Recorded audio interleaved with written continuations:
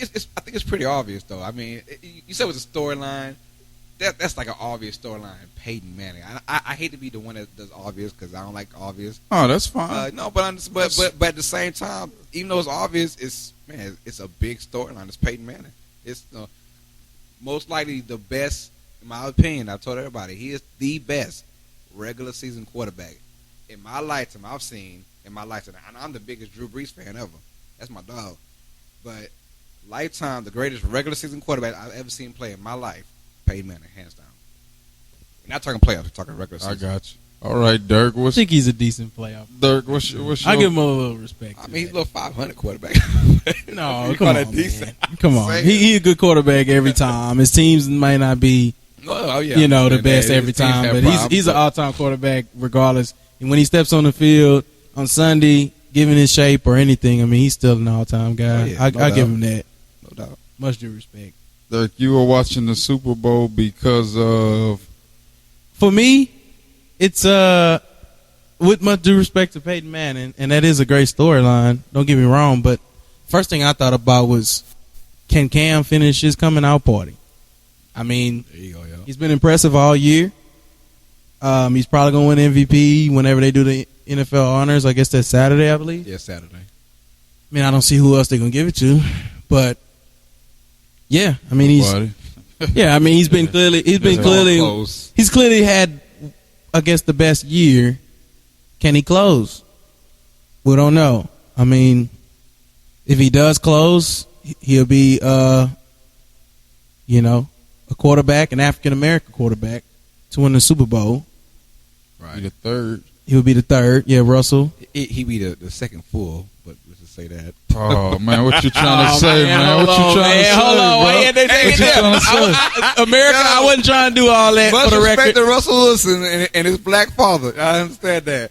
But you talk about full on, like, because no one made a big of a deal with Russell Wilson last year being a black quarterback. The last 2 years, they didn't make it a big deal because, his mannerisms, of course. I did. Yeah, of course. I mean, general population. We're much smarter. Yeah, that's what than they say. I did. Don't get it wrong. I mean, I consider him to be the second black quarterback to win the Super Bowl. But at the same time, most people are like, well, he's black, but his mom's white, and he's mannerism, that kind of stuff.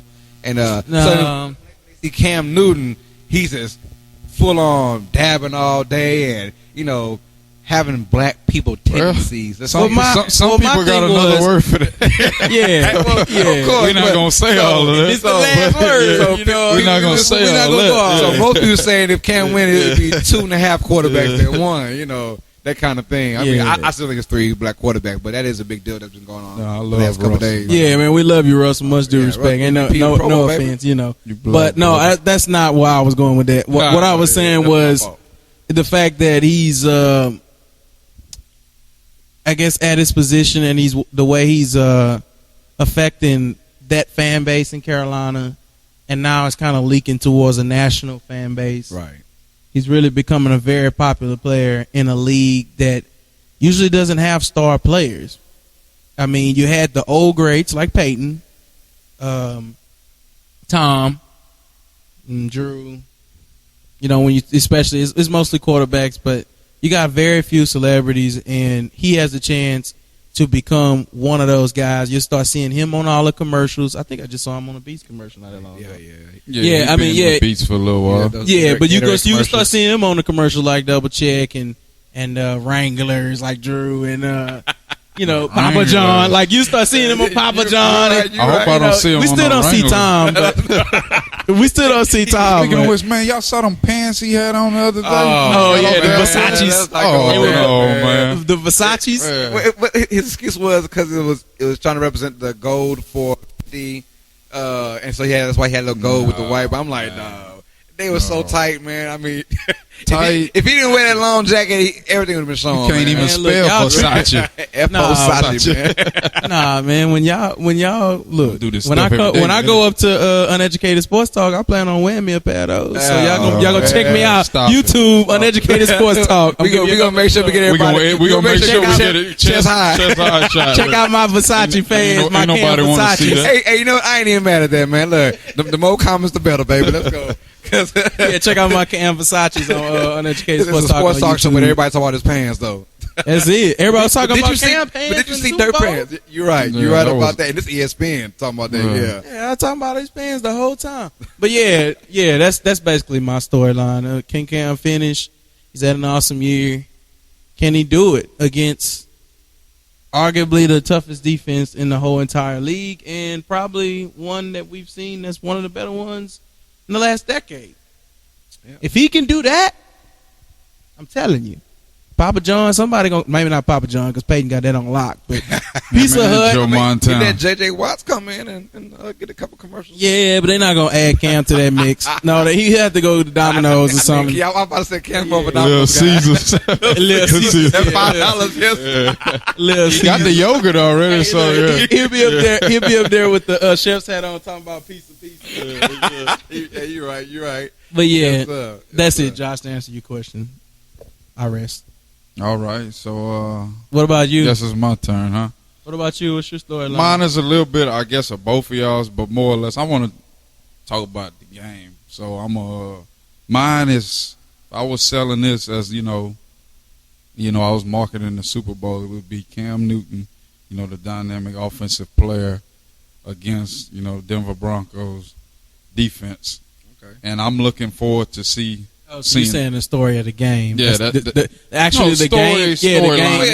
But it's game related. Yeah, mine is more game related than y'all's because I'm more looking forward because obviously y'all know Peyton Manning, my favorite football player, so I done already kind of played out his storyline in my head already. Well, that's a good transition for you. Then we'll let you lead on that. And the transition so far as the game storyline specifically, like what. And so you think Peyton Cam versus defense and Cam Newton's storyline, they're kind of the same but different because obviously they're both quarterbacks and they both don't get magnified more than any other position anyway. So, but yeah, to me the most interesting matchup when it come down on the field will be Cam Newton because he is the best football player in the NFL currently against the best defense. Well, I think the best defense in the NFL. They definitely were up there statistically. Kind of sound like you could argue in Alabama. You could argue. It do. It do. I was thinking about that. Like in reverse? I was thinking about that. I was thinking about that earlier. Exactly. Yeah. But the thing is, the game will definitely come down to me to up front, the offensive line of Carolina and how they deal with the pass rush of the Denver Broncos because let's just be honest, we know they coming. That's the way they've been playing all year, aggressive, fast. And you gotta go down with your best gun. If you ask me, ain't no time to get cute and fancy in the biggest game of your life. You gotta come up with you gotta make adjustments as you go. I don't understand that, but we seen Denver to harass Tom Brady, Aaron Rodgers, and many, many other quarterbacks. So why are they gonna give Cam Newton a break? So I'm looking forward to see that. Now, as far as the flip side of the, when Peyton take the field against the Carolina defense, that'll be interesting as well because obviously the narrative going in the game, this could be Peyton Manning's last game. Not only that, but how much does he have left in a big game of this magnitude? What can he actually provide with his arm? Because you got to figure sooner or later Carolina, they not no slouch on defense either. Sooner or later he's gonna have to make some plays with his arm. So it'll be interesting to see how they run the ball against that Carolina front seven, which is probably the best front seven in the NFL. And if they can't run the ball, if they struggle to run the ball, can Peyton Manning make some plays? So that's the storyline I'm looking forward to.